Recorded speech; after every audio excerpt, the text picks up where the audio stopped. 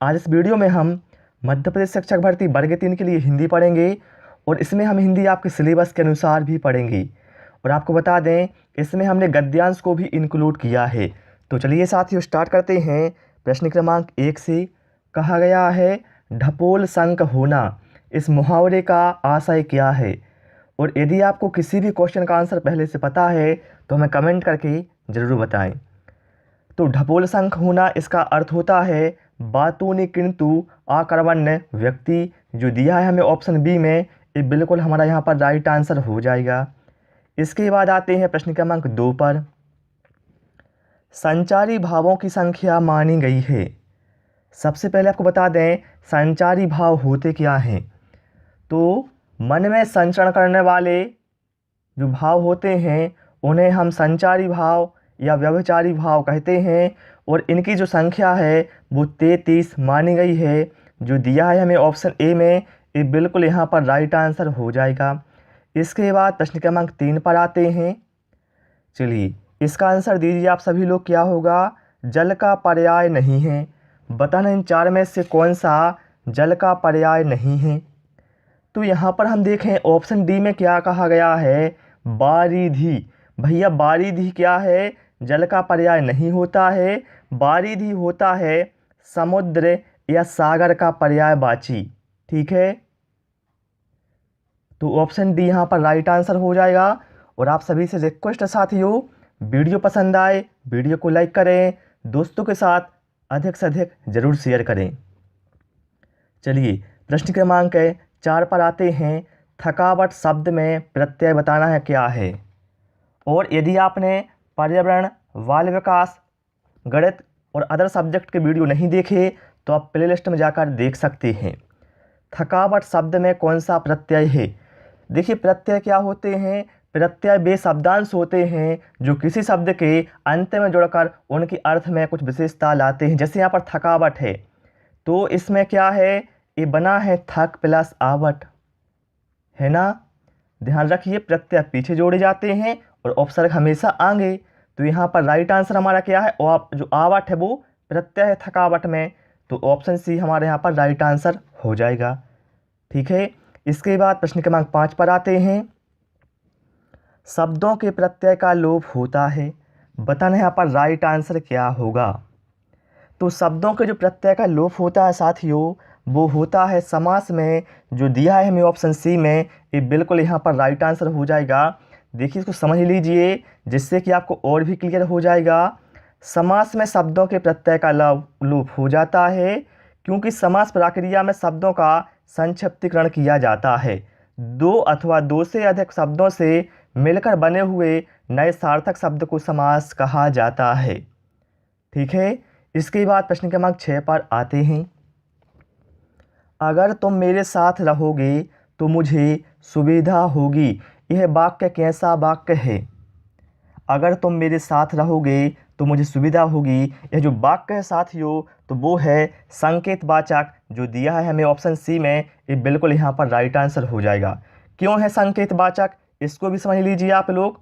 कहा गया है जिन वाक्यों में शर्त का बोध होता है, यानी एक क्रिया का होना दूसरी क्रिया पर निर्भर होता है, तो वहाँ पर जो वाक्य होता है वो होता है संकेतवाचक।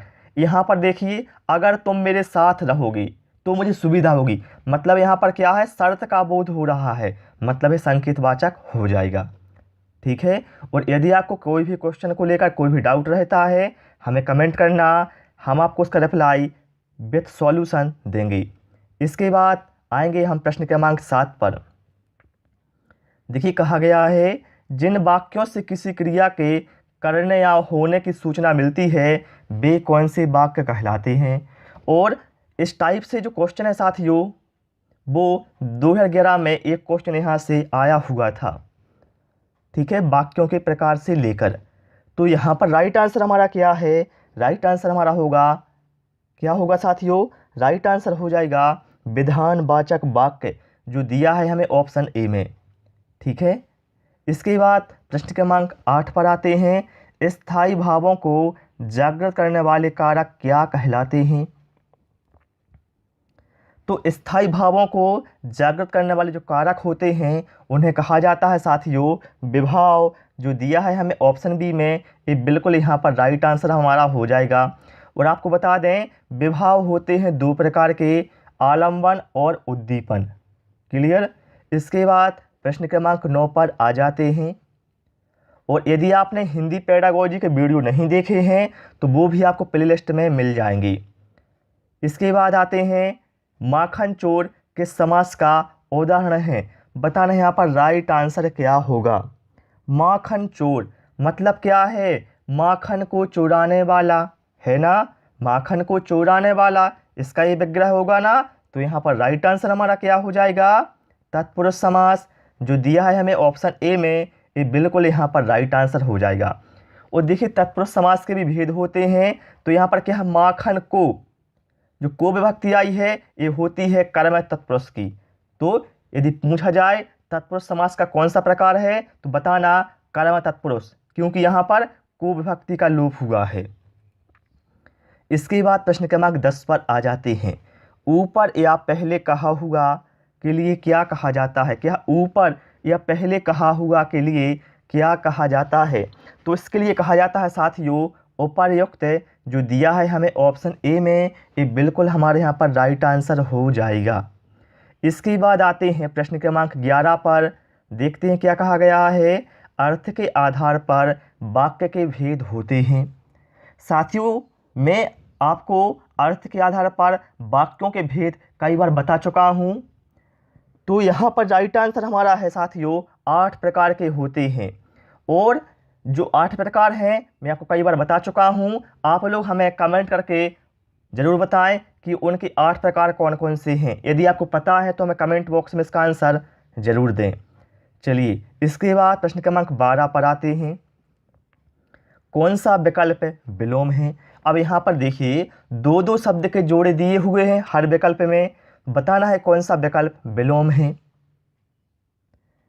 तो देखिए आशा का अभिलाषा, भैया ये विलोम नहीं है। गुण सगुण ये भी विलोम नहीं है। विधि न्याय ये भी विलोम नहीं है। लेकिन जो ऑप्शन सी में दिया है थोक फुटकर, भैया थोक और फुटकर क्या है, आपस में विलोम है ना, है ना। तो ये अपने यहाँ पर राइट आंसर हो जाएगा। ओके। इसके बाद प्रश्न क्रमांक 13 पर आ जाते हैं। कहा गया है समुच्चारित भिन्नार्थक शब्द जलज और जलद के अर्थ क्या हैं। बताना है जलज और जलद के अर्थ क्या हैं।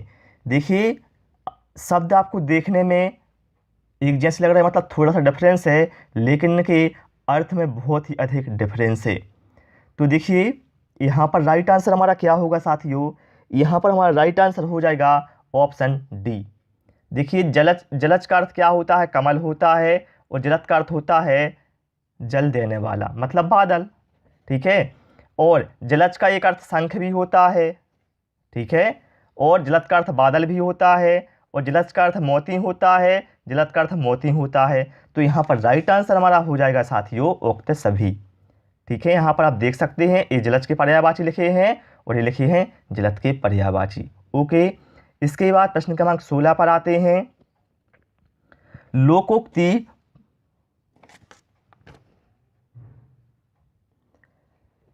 लोकोक्ति पूर्ण स्वतंत्र होती है जबकि मुहावरा होता है। तो यहाँ पर बताना राइट आंसर क्या होगा प्रश्न क्रमांक 14 का। तो लोकोक्ति होती है साथियों पूर्ण रूप से स्वतंत्र, लेकिन जो मुहावरा होता है वो होता है एक वाक्यांश। जो दिया है हमें ऑप्शन डी में, ये बिल्कुल यहाँ पर राइट आंसर हमारा हो जाएगा। चलिए प्रश्न क्रमांक 15 पर आते हैं। निम्नांकित में सही वर्तनी बताना इसमें से कौन सी है। अश्वत्थामा लिखा हुआ है, बताना किसकी वर्तनी सही है। तो यहाँ पर राइट आंसर हमारा है, देखिए अश्वत्थामा कैसे लिखा जाता है साथियों। अश्वत्थामा लिखा जाता है इस टाइप से लिखा जाता है ना। तो ऐसा दिया है हमें ऑप्शन डी में, तो ए अपने यहाँ पर राइट आंसर हो जाएगा ना। इसके बाद प्रश्न क्रमांक 16 पर आते हैं। निम्नलिखित में व्यंजन संधि का उदाहरण है। अब यहाँ पर 4 ऑप्शन है, बताना है कौन सा व्यंजन संधि का उदाहरण है। तो देखिए ऑप्शन डी में क्या है, सद्भावना। भैया सद्भावना का विच्छेद करेंगे तो क्या होगा, सत प्लस भावना। और हम जानते हैं व्यंजन के बाद स्वर या व्यंजन आने से जो परिवर्तन होता है तो वहाँ पर जो संधि होती है वो होती है व्यंजन संधि। तो यहाँ पर राइट आंसर हमारा ऑप्शन डी हो जाएगा। अब इसके बाद आते हैं हम गद्यांश पर, क्योंकि आपके सिलेबस में गद्यांश और पद्यांश दोनों हैं। ठीक है, चलिए यहाँ पर कहा गया है निम्नलिखित गद्यांश को ध्यानपूर्वक पढ़कर उसके नीचे दिए गए बहुविकल्पी प्रश्नों में सही उत्तर का चयन करें। देखिए यहाँ पर गद्यांश दिया गया है, उसके बाद 4 प्रश्न हैं।